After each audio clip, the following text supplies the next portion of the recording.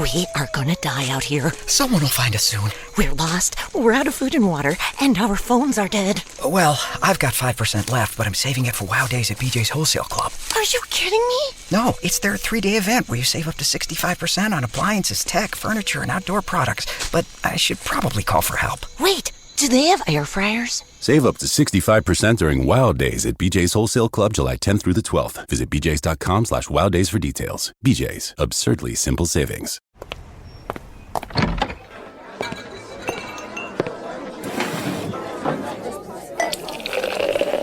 Hey, pull up a chair. It's Hacks on Tap with David Axelrod, Robert Gibbs, and Mike Murphy.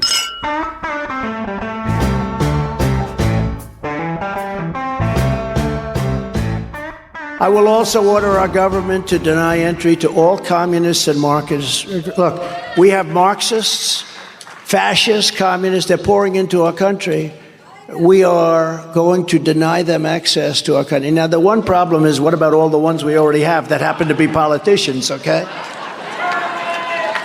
Nancy Pelosi, Schumer, Schiff. How about Schiff? Shifty Schiff. Liar. What a liar. So, wow. Mike Murphy, yeah, there you go. You know how I read this? This was a bald-faced attempt on Donald Trump to get you on board, because nobody talks more about communists and Marxists than you. Well, and it's I figure true. he's just pandering to you to try and get you back on board. I felt the magnetic pull, but he's got to be careful, because if he goes crazy on the fascist thing, he's going to have to put the cuffs on himself, day one. Wait a minute. I didn't read that law. And he's got to get the Marxists, too. The Marxists are the real problem.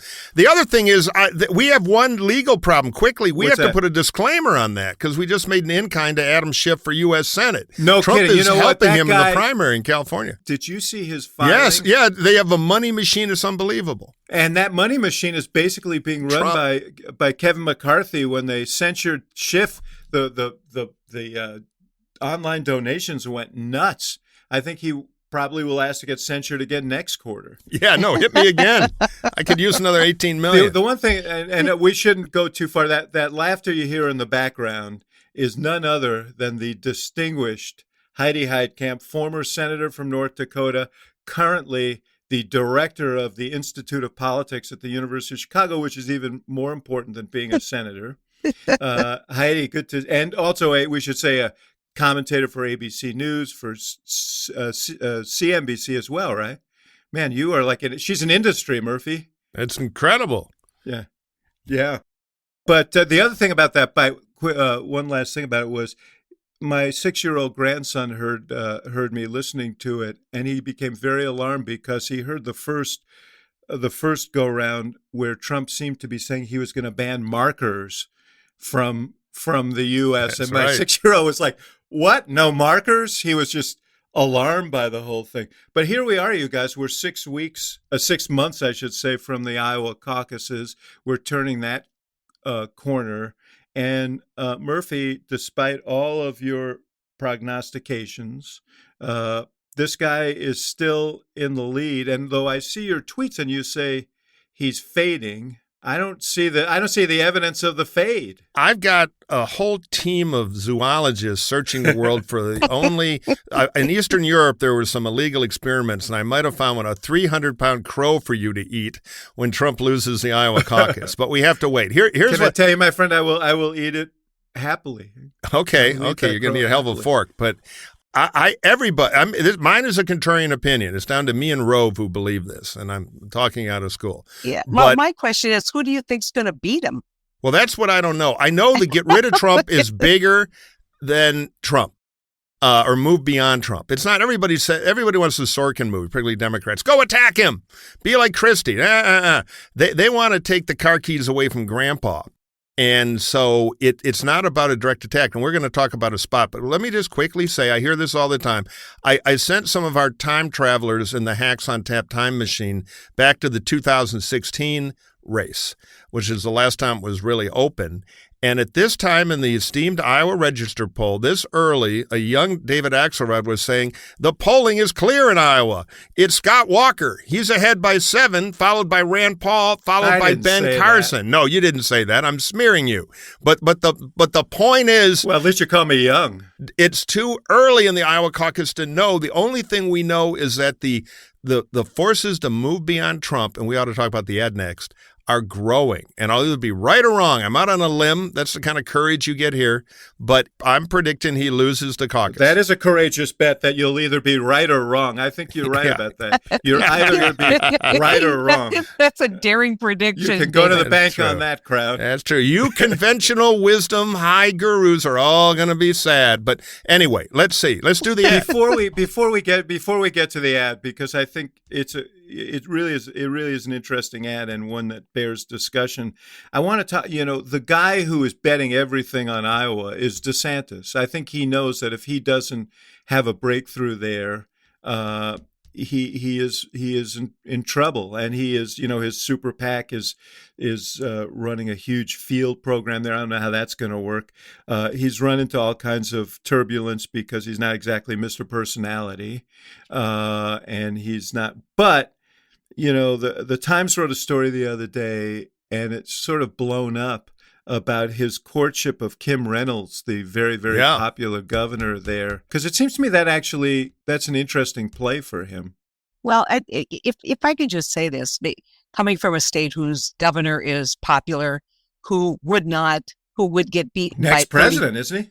Yeah, he's running for president, and he's a popular governor. But if he ran against Donald Trump in North Dakota, he'd lose by 30 points. If Kim Reynolds ran against Donald Trump in Iowa, she'd probably lose by at least 15 points. So, yeah, you can have the governor, kind of palling around and legitimizing, Kim Reynolds. But the bottom line is that Donald Trump only needs a plurality, and he is still king of the mountain. And I don't see that eroding. When you start seeing, kind of mainstream Republicans take him on, then you know that his star is waning. But I don't see it yet. All right. Well, more keep jumping in, but go ahead. You work for a governor who was governor for, I think 125 years there, Terry Branstad. Right. And so what do you think that's worth, the Reynolds rap? First of all, immediately, after DeSantis, who's doing better in Iowa, the national media has written him off as a caveman idiot. He's selling more tickets on the ground than that. He is doing okay because he gives them culture war light, and there's a market for it. And he's not old and crazy, and they don't all think he's going to lose to Biden like Republicans think about Trump.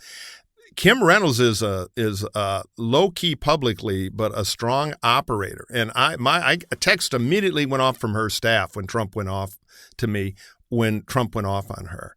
And she's a lot more Brian Kemp than he thinks. So we will see. I've never seen an endorsement dictate anything in presidential primaries, but it is not unhelpful to him. I think Casey DeSantis has been his secret weapon. And I think what that tells me is the savvy, voter-connected governor of Iowa does not want to see Trump as the nominee and is trying to pick which non-Trump choice will break through late in Iowa, which is going to be the whole race. So she's a great symbol. Will it be DeSantis? Will it be Scott? Will she stay neutral? I'll tell you in December when something happens. But I think DeSantis, for all his flaws, is a little underrated by sneering media conventional wisdom right now. Yeah. Count me as a doubter. I mean, I've been a doubter from the beginning because I think that, I'm not sure that being a Trump imitator is, being Trumpier than Trump is. The problem for DeSantis is he's a politician, and to his supporters, Trump is not. I mean, DeSantis just looks like an ambitious politician, and Trump looks, his supporters don't think of him as a politician.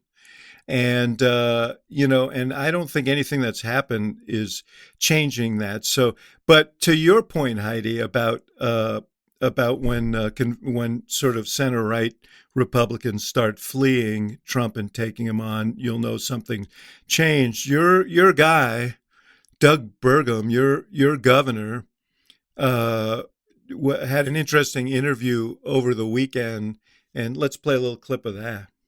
Would you ever do business with Donald Trump? I don't think so.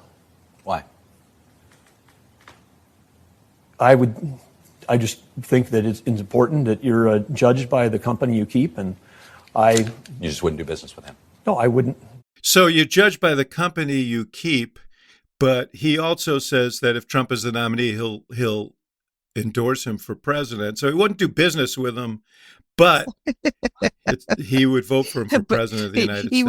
He wouldn't do business with them, but he'll let him run the country. That was what I tweeted. I said, wait a minute. And I like Burgum, and I'm hoping he'll do a lot better. I'm disappointed. But I said, look, so he won't let him wholesale the big green egg, but he will put him in the Oval Office. And the thing about this is Chuck kind of set him up, because before that, he asked him if he'd ever lied in politics. And, I think he said, no, absolutely not. He's never told a fib, never lied. And then he hits him with this. And you can hear Burgum saying, well, I just said I would never lie. So I better not start now. Yeah. The other thing he's doing is apparently he's offered $20 gift cards for people who make a donation to his campaign. I didn't even know that was legal. Well, yeah, that's the problem with this RNC scam where they want Soviet economics, and they're all doing it. They're all spending $10, $20, $30 to buy a donor. In terms of buy, I don't always mean gift cards. Because they need $40,000 to get into the debate on the 23rd of August. Just the marketing cost to grind $2 out of somebody who's never seen you much on national TV is really expensive. But that's the perverse market the RNC has created by trying to rig the debate for Trump and DeSantis. But anyway, let me just say on Bergen, I was a bit of a Bergen booster when he got in, because I thought, all right, booster? Long shot. You were his main supporter. No, that was Kemp. But no, look, and I like Scott too. There's some, I just want anybody who's not Trump. If Mussolini showed up and he wasn't Trump, I'd think about it. The thing about Burgum is he had a great announcement video, and he was running as the outside Washington, not part of the clown show, governor from the West, younger. It was a good video, kind of Reagan echoes. But then, and I thought, look, he's got that positioning. He's adjacent-ish to Iowa, and farm state politicians tend to, do well in the caucus. They have the tools to talk about certain things. And he's a billionaire, so he doesn't have to worry about donors telling him that Fox said he was at 1% in the new poll, at least to Iowa. He can buy a shot on his own terms with the communications money to put the message out. So I said, on paper, this guy could go somewhere. Then he got in the race, and it was clown shoes all the way, because he's never played, no offense to North Dakota, AAA or Major League Ball. He's used to dealing with the one reporter in the State House and all the kind of charming stuff about small states. So he gets on Face the Nation, which was really bad. They asked him something, I can't even remember, a complicated foreign policy question. He started talking about growing up on the farm. And then most of his messaging is he's trying to be Secretary of Energy. So it is a tragic campaign to watch, because I think on paper he could have broke through and been interesting. Now, he spent $2 million on television in Iowa and New Hampshire and growing. He is still an interesting guy. If he could understand he's playing Major League Ball now, and this single A stuff doesn't work, and figure out where the persona message is, and time is rapidly running out, the potential was great. But I'm disappointed, because there's been no real effective campaign. Fargo is on fire right now after you denigrated the state of North Dakota and its politics. So we've got to give Senator Heitkamp some rebuttal time here.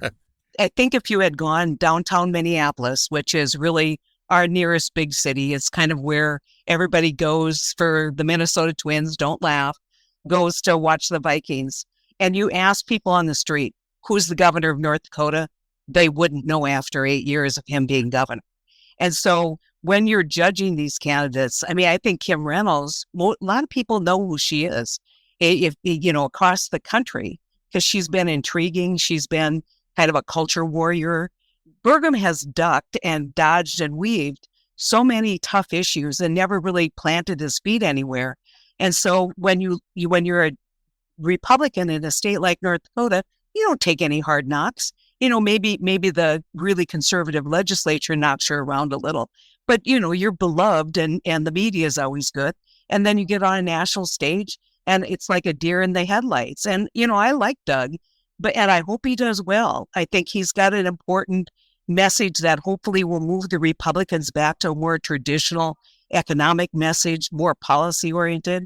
But I didn't see anything there that would, if I were a Republican in New Hampshire watching that interview, I would say, yeah, yawn. I mean, yawn.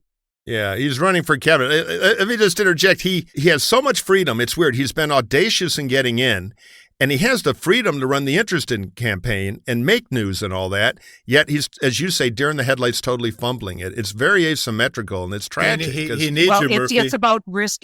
He's risk adverse, and you clearly cannot be a minority candidate like this, where you're getting in, where nobody knows you, and not take risks, and he's not taking any risks. He could beat Biden if he had the right shtick, but he's nowhere near it. He probably will be in about 20 years.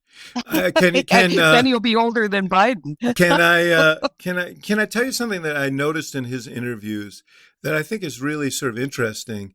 He never says I. He always says we.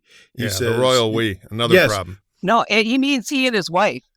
Does he? No, yeah, that's the we. He and Catherine. It sounds to me like a guy who isn't sure that he belongs here, so he wants to make himself bigger by saying we instead of I. The whole thing was strange. Listen, on this, just one more thing on this Kim Reynolds thing. They're about to move a 6-week abortion ban in Iowa, similar to what they did in Florida. They are sort of cross-endorsing each other's abortion bills.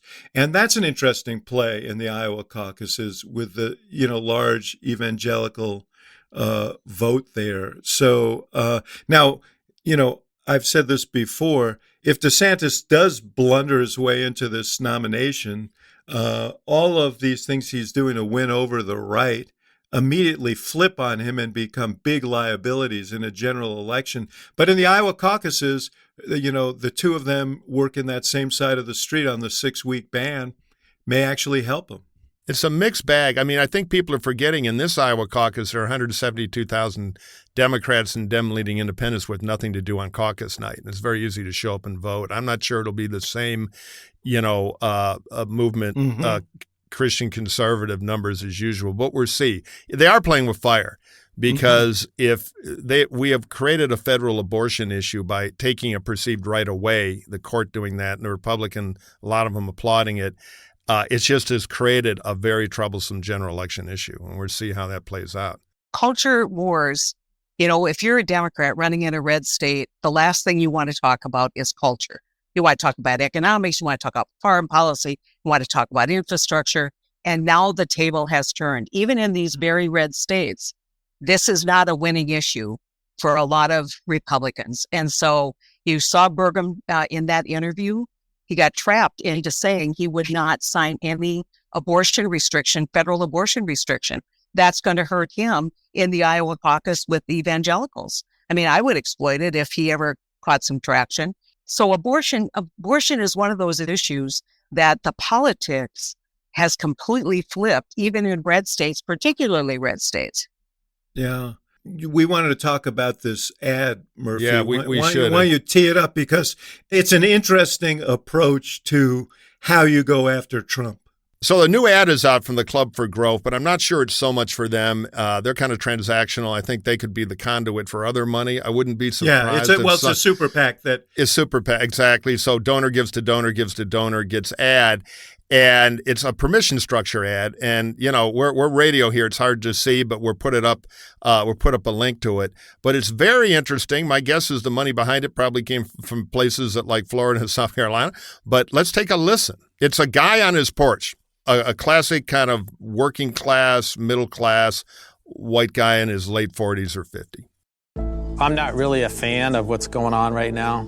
I mean, the Democrats are just unbelievable. It's a mess. It's a hot mess. I love Donald Trump. I love what he did. Once he got in, I thought it was a breath of fresh air. He was attacked all the time, and it seemed like, it just seemed nonstop. The drama, it affected my family. I mean, with my own sister, I didn't get invited to her Thanksgiving after a while. He's got so many distractions, the constant fighting, something every day. And I'm not sure he can focus on moving the country forward. The election is really important because we're going in the wrong direction. I mean, we definitely need somebody that can freaking win. I think you'd probably lose that bet if you voted for Trump. You want somebody that's smart, who actually knows how to build teams to solve issues, focus on the issues that really need to be fixed. Win It Backpack is responsible for the content of this ad. Yeah, the Win It Backpack, which I think the Club for Growth has helped create.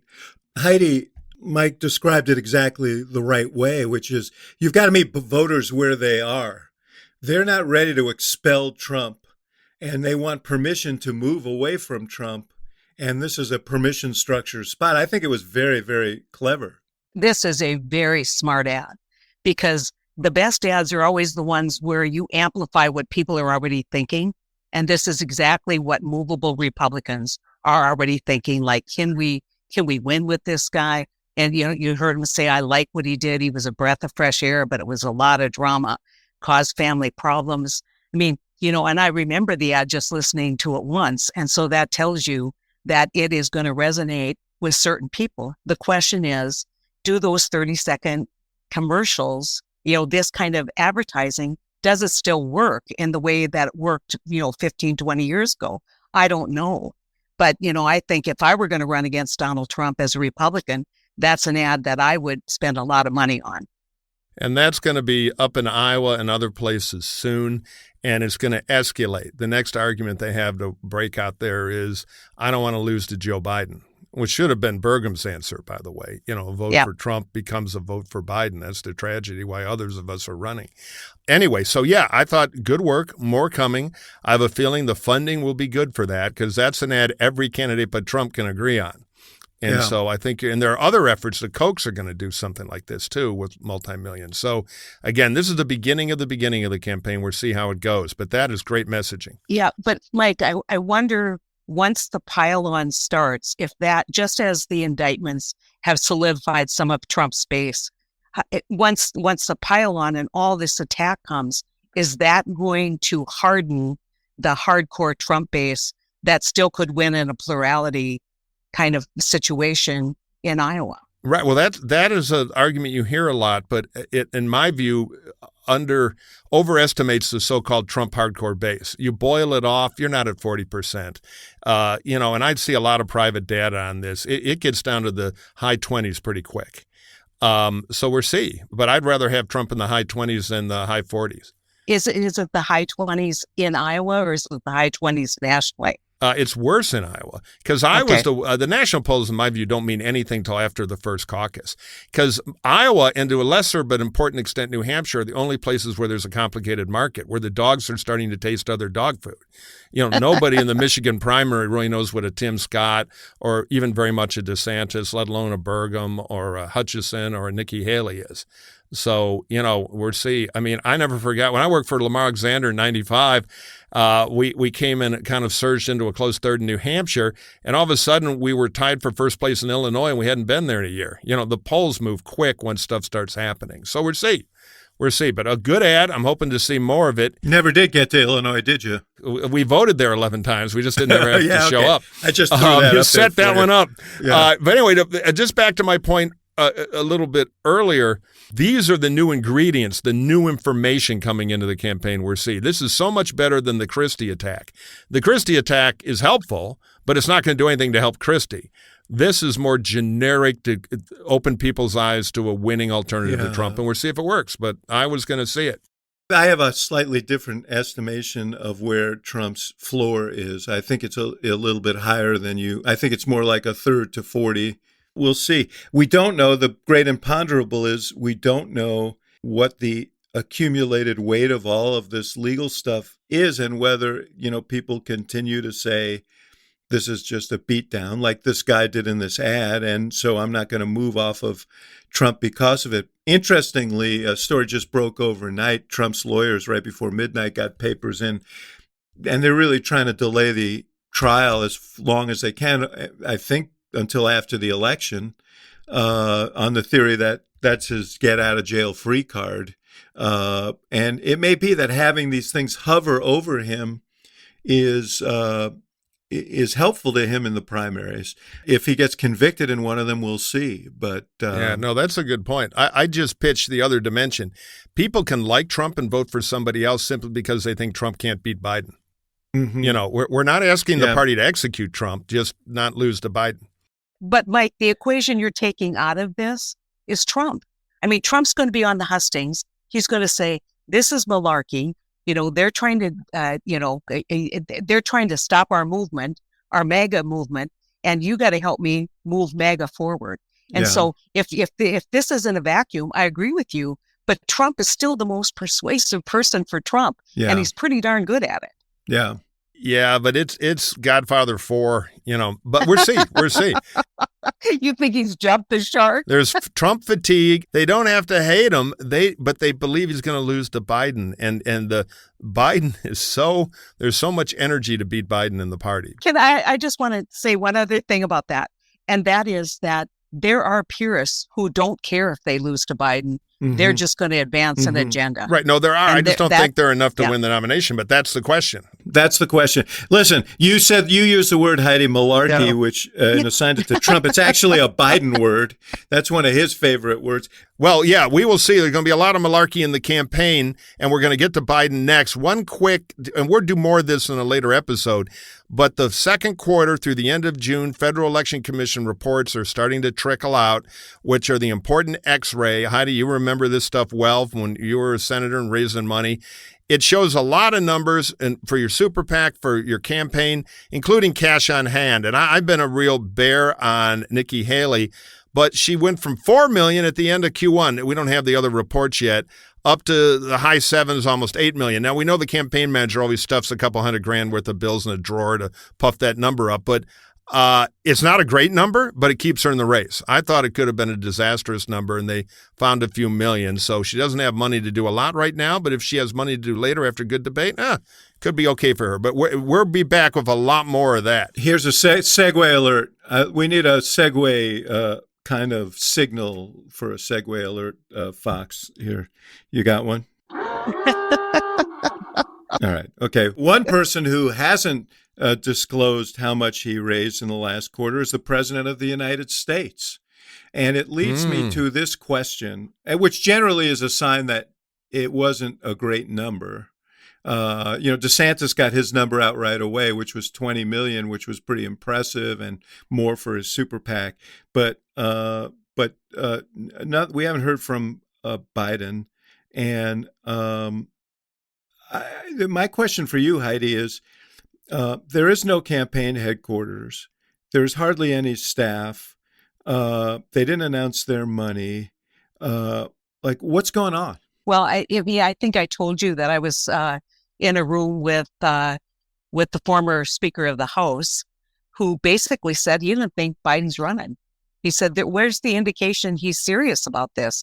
And now you saw over the week, Politico did a story basically saying the same thing. Like, where's the campaign? Are you serious about this or not serious about it? And the Rose Guard strategy will not work. He cannot stay in Washington and not run a campaign. I mean, and my argument is you aren't seeing a lot of it. Maybe they're saving up some energy. Maybe they see the Republicans, the Republican on Republican kind of slugfest, and they're like, let that play out. Don't get in the way. I don't know, but I think that there are a lot of people legitimately questioning the kind of commitment that Biden has to running again in 2024. I think their answer would be they're trying to save money, that this isn't the time to be spending. Yeah, but you should always be raising money. Well, yeah, and it's hard with a staff of 20, and it's not only raising money, but there are a lot of political hands to be touched around the country, and you kind of need a team and an operation to do that. So it's surprising to me that they're not doing it. I don't know that it's a sign that he's not running, but it is a sign that if he is running, he's going to have a lot of catching up to do to raise the $2 billion he's probably going to need to make this thing work. Well, I mean, I don't know why they wouldn't be working real hard. The wrong track's at 70%. Trump's doing 10 points better than Biden, even with all Trump's problems on managing the economy in national polls. I think 5 o'clock, turn on the Rockford rerun. Take it easy, Joe. I don't get it either. And it is a weird signal. And Heidi's right. The polls see that because they've lived the life of grinding out the fundraising around the clock and all the difficult things and thinking maybe he's not running because he's not acting like it in his schedule, in particular, staff mechanical stuff. On the other hand, they might have some master theory that this is all a clever Rommel-like trick to draw the Republicans across the desert. But it's Trump. I'd be very worried if I were them because I think they totally underestimate the problem they've got, the weakness Biden has politically, and they totally are banking on Trump to win the nomination. Right. I won't go back into that, but they better have a plan B. They aren't just banking on Trump winning the election. They're banking on Trump taking the MAGA movement and running his own campaign. That even if he doesn't get the nomination, that he's still going to be a very destructive force. And so, and in politics, the last thing you should count on is the errors of your opponents. I totally agree. It's like, hey, those are called losing campaigns. Whenever you rely on somebody else to elect you, that leads to the post-election book, What the F Happened? Yeah. All right, let's take a minute to hear from one of our esteemed sponsors. Mike, there are two sides to every story, but if you want to hire great talent for your business faster, there's just one way to do it. You know what you need? What do we need? You need Indeed. Wow, I think I agree because Indeed is the hiring platform where you can attract, interview, and hire all in one place. What a time saver that is. Instead of spending hours on multiple job sites searching for candidates with the right skills, Indeed's a powerful hiring platform that can help you do it all. Yep, they streamline hiring with powerful tools that find you matched candidates. With Instant Match, over 80% of employers get quality candidates whose resume on Indeed matches their job description the moment they sponsor a job. Imagine that, according to Indeed Data US. Well, experts tell me that candidates you invite to apply on the Indeed platform are 3 times more likely to apply to your job than candidates who only stumble upon it in search, according to the internal data at US Indeed. So that's one of the things I love about Indeed. It simplifies and concentrates everything to save you time, but it's highly effective, 300% more effective due to the nature of its high-tech platform. I read that in the minute that we are talking about Indeed, 16 hires will be made on the Indeed platform, according to Indeed data, which is amazing. That tells you the volume that they're dealing with there. And Indeed's the only job site where you, the payer, only pay for applications that meet your must-have requirements. So no waste, no chum, no looking at people. Wait a minute, I don't need a tightrope walker. I need a computer engineer. How'd I get this resume? Why am I paying for it? None of those problems with Indeed. Indeed's the only job site where you only pay for applications that meet your must-have requirements. Indeed is an unbelievably powerful hiring platform, delivering 4 times more hires than all the other job sites combined, Mike Murphy, according to Talent Nest. I am shocked. Well, here's a quiz question. How many million businesses worldwide use Indeed to hire great talent fast? Well, I hope there's a prize because I've got the answer right in front of me, and it says 3 million businesses worldwide. You must have a script. Yes, indeed I do. So start hiring now with a $75 sponsored job credit to upgrade your job post at Indeed.com/hacks. Do it now. The offer is good for a limited time. Well, listeners, come on, claim your $75 credit now at Indeed.com/hacks. All you got to do is go to the website. We're in the modern era. Go to Indeed.com/hacks and support the show by saying you heard about it on this podcast. Yep, you'll save our jobs. Indeed.com/hacks. That's Indeed.com/hacks. Terms and conditions apply. Need to hire? You need Indeed.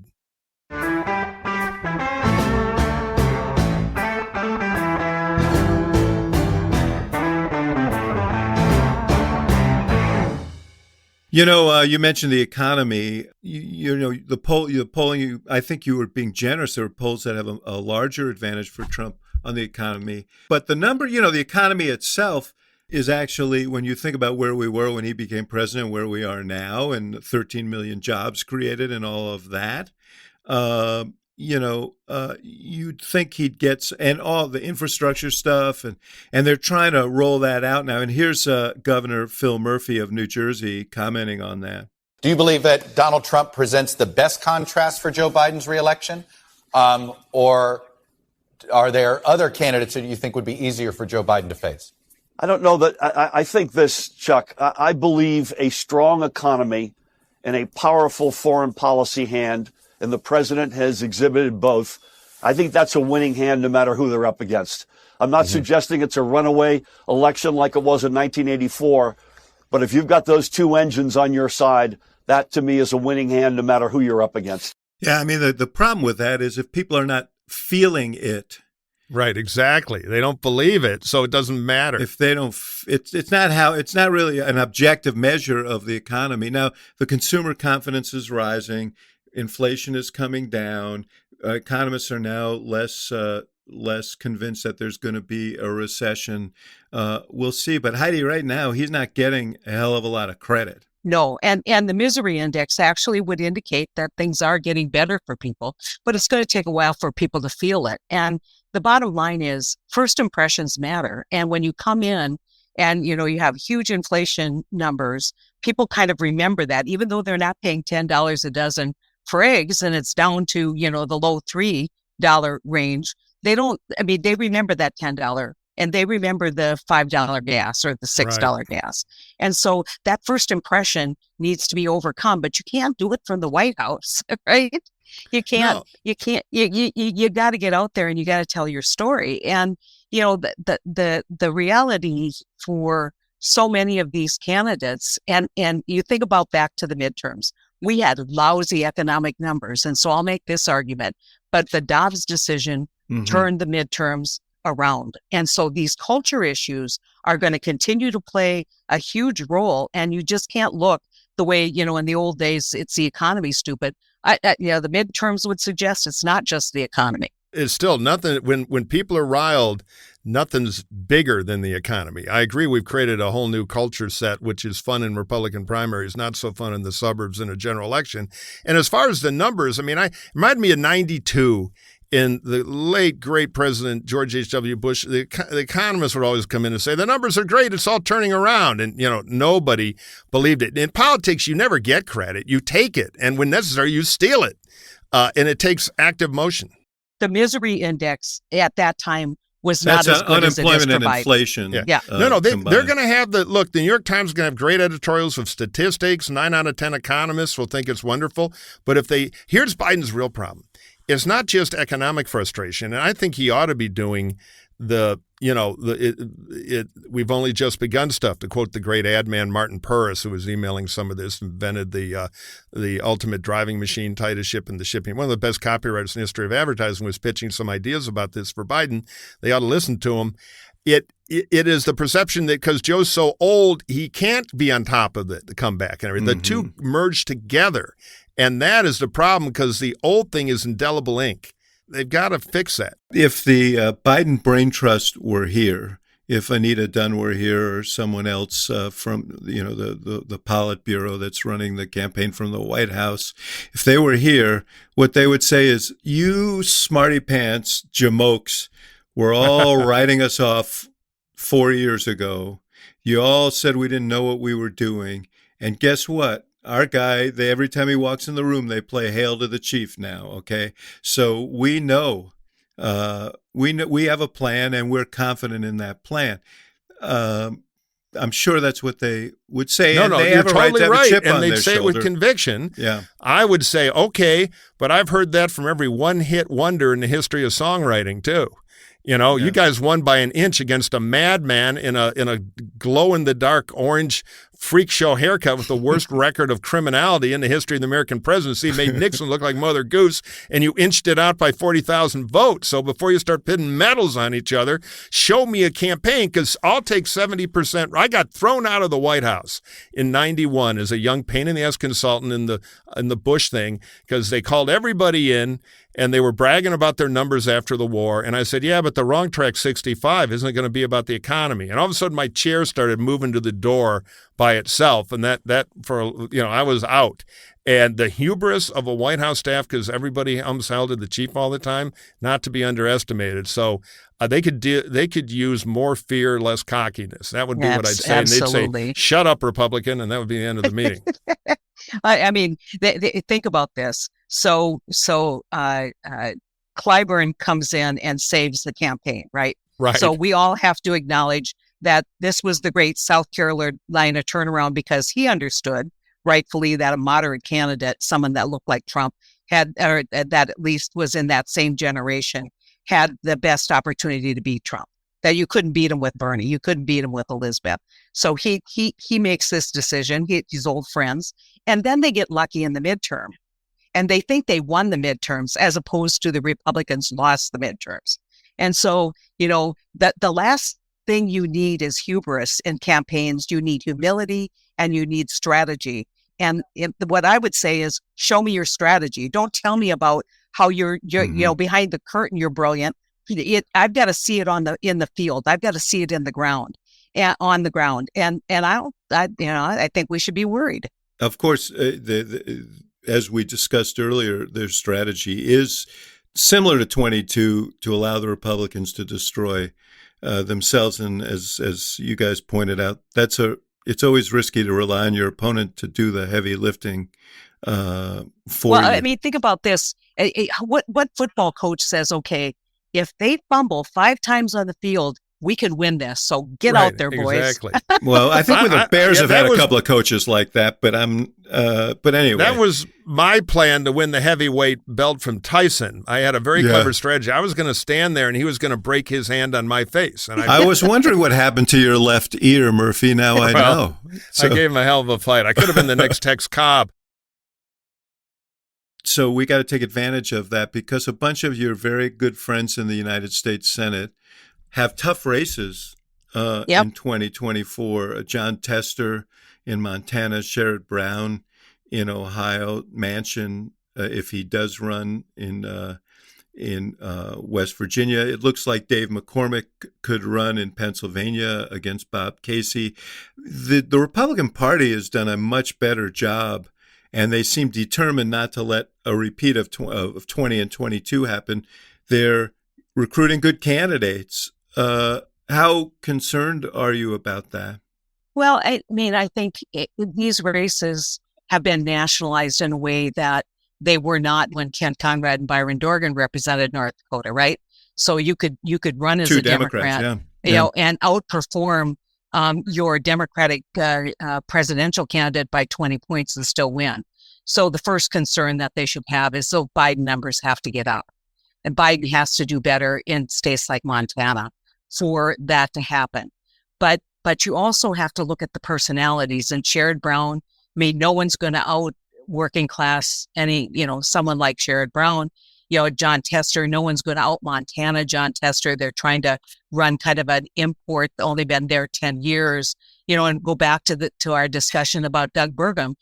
People haven't been in the race. Herschel Walker, yes, it's nice to run somebody who hasn't had the taint of politics, but they also haven't had the experience of politicians. And so you got to be a little careful, kind of saying, oh, look, on paper, they look good. On paper, Doug looks good. How is he going to perform? And I would tell you, Bob Casey has a legacy in Pennsylvania. Sure. He has a lot of loyalty.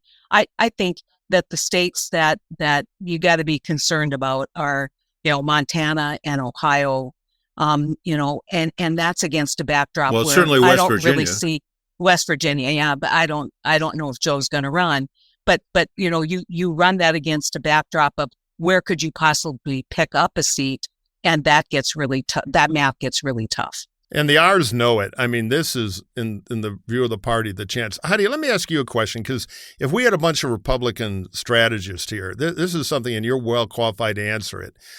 And maybe we're wrong, but on our side, there's a lot of head scratching about why don't the national Dem, kind of the intellectual vanguard of the party, and a lot of the power centers in the Washington Democratic Party understand you got to have a two-front war, how critical red state Democrats are. Yet they don't get a lot of support and cover. You know, it's become a very progressive inside world in the Democratic Party, particularly culturally. You guys must feel like the lost garrison out there in these tough states. Yeah, but the good news is that then great Democrats like Heidi Heitkamp are free to be here with us instead of stuck in the United States Senate. Yeah, stuck with the free haircuts and the windbag to the right, to the left. Wasn't it Casey Stengel who said, I coach so good and they play so bad? Yes, yeah. I manage so good. How come they play so bad? Yeah. But you remember, and you were in this era and beyond, when the Dems were pretty good at exploiting red state opportunities with above average candidates who could talk Republican. Hell, they nominated one with Bill Clinton. So what happened? Because they gave up one of their best franchises. They're never going to be number one, but they were in the hunt in places. Now it's almost abandoned. I mean, think about this, Mike. When I started out in politics in 1984, I ran my first statewide race. She was 10 years old. Yeah, 10 years old. Literally, my base were seniors and working class people. And we hope we pick up enough, kind of college educated women to win a race. That's completely flipped because we haven't paid attention to rural America. We haven't paid attention to, responding to concerns people had about the challenges of a transitioning global economy. We just kind of said, where is it easy to win? And let's go invest there because that'll get us a majority, as opposed to how do we become a national party? And I have no explanation for this other than the work that we've been doing at One Country to kind of raise our hand and say, you can't win unless you do better in our places. Right. Because if you do better in rural North Dakota, guess what? That message is going to resonate in rural Pennsylvania. And so don't leave us behind. Yeah, no, there's a huge challenge for the Democratic Party. I think, I've said it for a long time. I just think the Democratic Party has become too much of a cosmopolitan, college-educated sort of look down your nose party, and you basically signals have been sent to small town and rural voters that we're not really that interested in you. And I think the party's paying a big price for it. And it's not just going to be in these Senate races, but also the presidential races, because some of these swing states will turn on what happens in those communities. And, Biden eked it out last time. But this is something that the Democratic Party needs to confront. People forget, thanks to the Electoral College, the one thing Hamilton invented that's not in the musical, the little states punch above their weight in the Electoral Congress. And most of, not all, but many of the little states, or little to mid-little, are more rural. And the Republicans win a lot of stuff there for free. And when the Democrats go nuts on identity politics, it only helps. And it just sucks off the oxygen to the more moderate, red state-friendly Dems. There's no one on the playing field, Mike. I mean, you say they win it for, because we don't feel the team. Right. Yeah, that's my point. I have a friend who ran in a pretty tough our district, but he gave the Republican Trumpy incumbent the fight of a lifetime and went out and raised $1 million, but DCCC wouldn't return a phone call. The guy was in Kansas. And, they're just like, well, sorry, we're having the big AOC event tonight. No room for you there, hillbilly. Go back and good luck in Kansas, and he was totally alone. There's been Steve Daines has done a pretty good job for Republicans on this recruitment issue. Tim Sheehy is the person who Heidi is referring to, a former Navy SEAL who's running against Tester in Montana. Tester's a great candidate, but that's going to be a tough. Certainly, it's better than running against a right-wing nut, which I don't think, in spite of Steve Daines' nomination, I don't think that they can beat Rosendale. I mean, yeah, well, that's the question. Can they yeah. beat the crazies with the establishment Republicans are going all in all these states because they don't want the same thing that happened in 22. The question is, can they win those primaries? And that will decide. Yeah. So let me ask you a question about Ohio. It looks like there's going to be a pro-choice initiative similar to the one that was on the ballot in Michigan in 2022, on the ballot in Ohio in 24. They submitted twice the number of signatures they need. How will that, Heidi, affect, do you think, the Senate race there? I think the presidential politics are tough in a state like Ohio these days. But, Sherrod Brown being Sherrod Brown, this could have an impact, couldn't it? Absolutely. And it goes back to motivation. So people can be upset about the Dobbs decision, but say, what difference does it make who I vote for Senate? But all of a sudden now, it puts it on the ballot, which means it puts it in the public forum, and those candidates are going to have to respond. Are you going to vote for that or aren't you going to vote for that? And once they become identified as one side or the other in a very public way, in a very public issue, that's going to be problematic for the Republicans because every right to life voter who cares about this issue has been voting for decades on this issue. The pro-choice side has not seen this as a voting issue. It is now a voting issue. And so it's all negative for the right to life side and all positive for the pro-choice. Yeah, the nightmare when you're a candidate at every level, but we're focused on the Senate races, when there's something like this on the ballot, you have to talk about it almost every day. You can't do the normal thing, which is at the pro-life convention. Yeah, we're going to do a lot. We'll see what can get out of the house, but I'm with you. And then, you're off the hook for 9 months. This thing, every single day, you're doing your 8-point plan for, the turn Toledo into the new Paris, and boom, there's the question again. Now, I think if Matt Dolan wins the primary, he's got the political skills. Yeah. It's going to come down to how good the Senate candidates are wiggling out of being bolted down as the defining issue of their campaign. And Dolan's very good, very moderate temperament. He ran last time and finished third. Yeah, and he is the kind of guy who's in the Voinovich and Mike DeWine mold. But anyway, he's in a stronger position in this Senate race. So I think candidate will be part of it. And again, it's the old 50-foot wall of water. If it's really bad for Biden, even your very impressive 25-foot break wall ain't going to hold. I remember I was in Michigan in Spence's reelect when the Bush campaign. Spence Abraham, yeah. Spence, when the Bush campaign pulled the plug on Michigan 5 weeks out. And we were running ahead of Bush. We were ahead of Debbie Stabenow, who's now retiring, but not by a lot. And the minute the Bush campaign pulled out the money and the support, all of a sudden that water, we could handle 10 feet of water, and we had 16 coming, and it got us in the end. So the presidential thing is still the big game. So, Mike, this to your point, when I ran in 2012 and won, Obama could lose by 22 points, and I could still win, being on the ticket with him. When I ran for re-election, it was only a 4-point swing. Yeah. So and the headwinds in these states is getting narrower and narrower. So the ability of candidates to overcome a negative presidential outcome is greatly diminished in this new world. You don't have your own brand as much because of cable TV. Everything's nationalized, and you're all in the big game show. In the old days, governors can still do this to some extent, but you could have a little distance. You could have your North Dakota kind of Democrat senator, and now it's pick a team and grab an axe.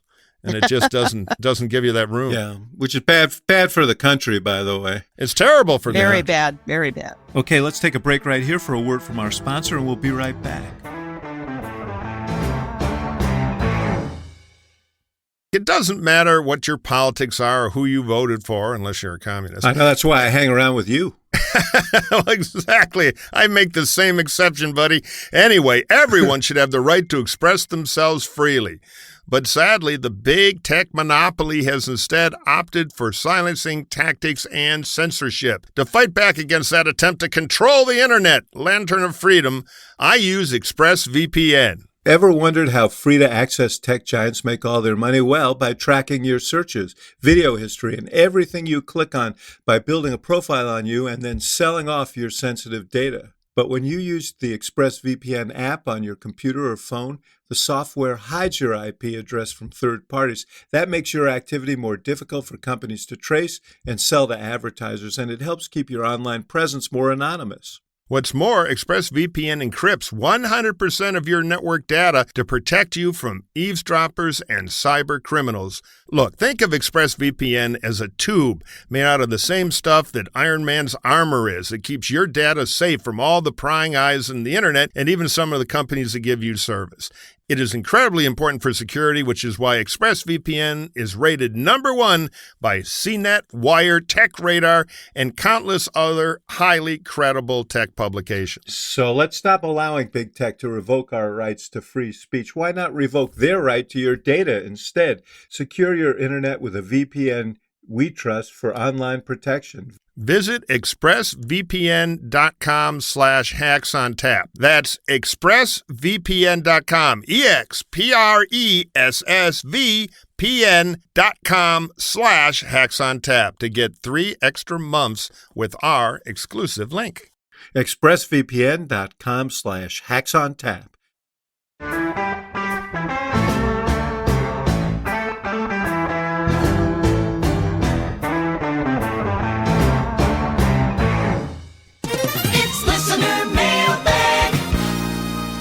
Okay, learned listeners, if you have a question for the hacks, all you got to do is use that amazing internet machine to send it to us. Our email address is hacksontap@gmail.com, hacksontap@gmail.com. Don't forget to rate us on Apple Podcast or wherever you listen to us. It's very helpful to recruit new listeners to our vast and growing army.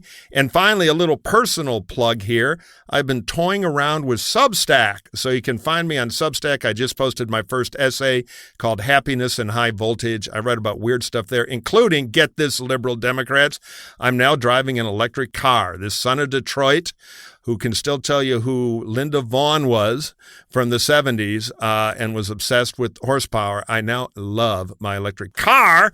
And what I wrote is not about cars so much, but about the happiness I found in the world of electric car people. It's reminiscent of the Apollo program. Now we have this cool book club, hacksontap.com/book club. See, it took us an hour to come up with that one. Heidi, give our listeners a good book you think they should read. I think they should read Being Mortal. Even though it's a little bit old, it still outlines why we have such challenges paying for healthcare. It is brilliantly written. It is engaging. It's a quick read. Read it and you will understand better what this country needs to bend the curve on healthcare costs. I second that. It's also instructive for families people who are, it's really a prepare brilliant for book. end of life. Here's a spoiler. It basically says, look, if we're going to curb healthcare costs, we need to be realistic about, yes, someday we're going to die. Accept that fact and plan for it. I will read that because depressing. No. Hey, you guys finish up. I got to go talk to my estate lawyer. Yeah, I hate those things because at the end I think I can't have Chicago pizza ever again. Hacks on Tap is also now on Threads. Next week we're going to be on Needle too. We're expanding. So we're on Threads, the new Twitter thing that Zuckerberg. I'm holding back on Threads because I want to see who wins the cage fight. But I'll probably get on it soon. Our address there is the Republican candidates talking about Trump. I'm on both. So I'm straddling the line here. So Heidi, Owen asks, Biden's age seems to be one of the most, if not the most glaring issues for his campaign. Since he's not going to get any younger over the next 16 months, that's Owen's prediction.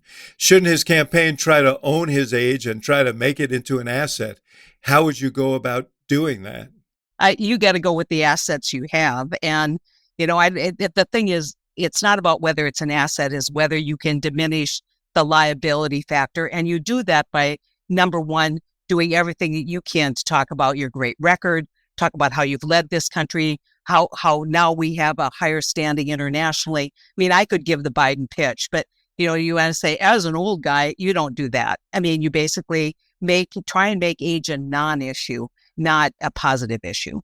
Yeah, that is such good advice. I want to take that answer and put it on a 78 and send it to the White House immediately. Nice. Which is how they play their records there. Right. So Biden can hear it himself. I can't resist. These jokes are so easy. He's so old. Here's an old vaudeville joke. Biden is so old, he is the man who discovered the Beatles, not the band, the insect. I'm not sure. Let me be a slight dissenter here. I think in the main, Heidi's answer is right, but because Owen is right, that this is not something that you can ignore. I really do think that Biden's experience is an asset, and he's shown it, and we've seen it in Ukraine. We've seen it in his ability to produce the legislation that he has. He knows when to be quiet. He knows when to interject himself. He knows how the process works, and there's value to that. But yeah, let me just chime in seriously. He ought to spotlight his young geniuses too. We ought to be seeing Raimondo and Buttigieg and the whole team. She's back. The brain. She's back. Gina Raimondo. The great Gina Raimondo ought to be president. Yes. But the point is, if he's old experience, who's the wise old lion, give him some young lions around him. Make it a Biden team, not just one guy. And Axe and I have a fan favorite, Mitch Landrieu. Yeah, no, Landrieu's incredible. Yeah. Yep. Murphy, I remember Mike talking about the demographic swing-o-meter on Cook Political Report website during the 2020 election as an indicator that Democrats might have a better baseline electorate than in 2016. Wouldn't a 2024, 28, and 32, et cetera, demographic swing-o-meter have a similar trajectory of a broadly diversifying electorate? How is Republican rightward messaging aimed at keeping up with this? Yeah, great point. The Democrats have, in a presidential high turnout election, not so true in the off year, a demographic tailwind. Now, the Republicans, we have a black belt and grumpy old white guys who tend to vote in a lot of elections.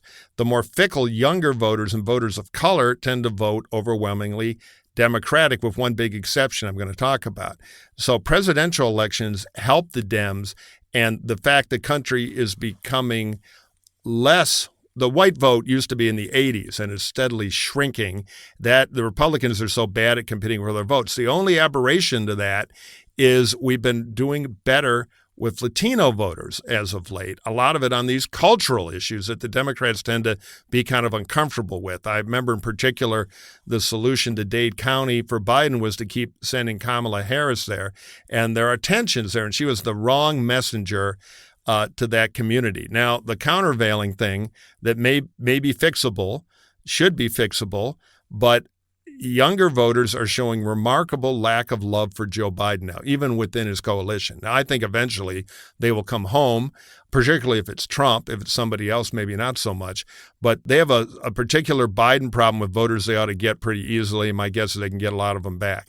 But yeah, the tailwinds of demography are not great in the long term in a presidential election for the GOP. And that's something I've been barking about for 15, 20 years that we have to address. Future America does not look like 1984 America. Yeah. I want to talk a little bit about the youth vote, because here is where a specific issue, student loans. You think about this and you say, oh, most of the people hated his student loan program. But that voting demographic saw an opportunity. They saw PPP loans being forgiven. They saw all of this money going to farmers. They see all this federal spending and then wonder why they're left behind. The Biden administration gives them, the $10,000 or $20,000 loan forgiveness, and then the Republicans cheer when it's taken away. And so whether it's choice, whether it's student loans, whether it's income inequality, whether it's climate, you can't separate in the youth vote the issue component of what's going to interest them. And they may not be enthusiastic, but they're damn well not enthusiastic about the Republican Party. Most pro-choice demographic in America, young dudes. Yeah. All right, Axe. This is from Kristen, the questioner, who writes in with a fastball here. I'm wondering if Biden's favorability in right track, wrong track numbers, and kudos, Kristen, I can tell this is an informed question. So anyway, she's wondering if those numbers, right track, wrong track, and Biden favorable, are a little misleading. There's a lot of Democrats who hate Biden and think he's doing an absolute bleep job, but will also vote for him with no problem, kind of the hold the nose vote. It reminds me of the Obamacare situation, where a large portion of the unfavorables came from people who wanted a public option or single payer, in other words, from the left. What do you say, King of Obamacare? Explain that one. Well, I mean, look, I think that as we were just discussing, I think there's something to that if there's a binary choice. And I think that's the real question. If Cornel West, for example, and we discussed this a couple of weeks ago, Murphy, when you were out with Carville, if Cornel West is on the Green Party line, my fear is that some number of these young people are going to gravitate there. If our friends over at the No Labels operation actually field a candidate, say Heidi's friend Joe Manchin, it is very likely that most that the vote that he's going to get is much more like Biden's vote than Trump's vote. Biden clobbered Trump among voters who had negative opinions of both candidates in 2020.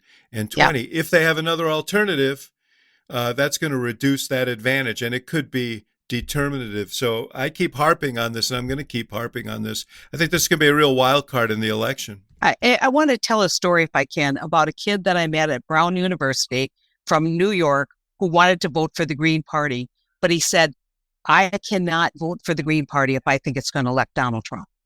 And so these are some sophisticated voters. They won't necessarily choose the third party if they think they're handing it over, but if they think it's a free space, they may in fact go to the third party. It doesn't take too many when you're winning states by 20,000 votes or 11,000 votes. We all remember 2000 when Ralph Nader got 80,000 votes in Florida and Al Gore lost by 5,000. So this can be really, people need to pay attention to this. Totally. Well, Ross Perot. Yeah.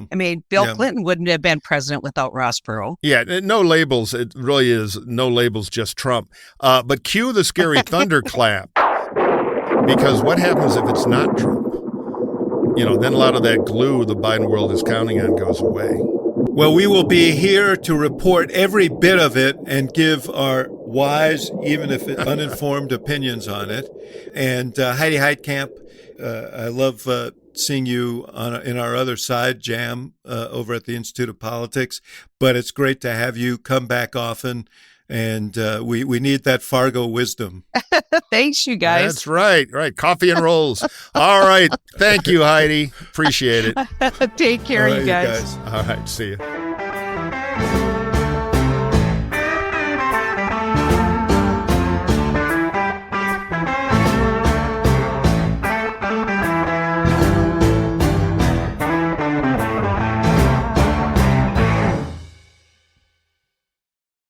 We are gonna die out here. Someone will find us soon. We're lost, we're out of food and water, and our phones are dead. Well, I've got 5% left, but I'm saving it for Wow Days at BJ's Wholesale Club. Are you kidding me? No, it's their 3-day event where you save up to 65% on appliances, tech, furniture, and outdoor products. But I should probably call for help. Wait, do they have air fryers? Save up to 65% during Wow Days at BJ's Wholesale Club July 10th through the 12th. Visit bjs.com/wowdays for details. BJ's, absurdly simple savings. Wendy's is open till midnight or later, so you can give in to the craving and go night mode. Now all of your favorite menu items just got their bedtime extended. You can get what you want even later, like the Baconator with 6 strips of bacon, or the perfect fries and Frosty Duo. If you're up later, then so are we. So go ahead and pull through the drive-thru. When the craving hits, go night mode at Wendy's. Open till midnight or later. All right, see ya later. At participating U.S. Wendy's, hours may vary.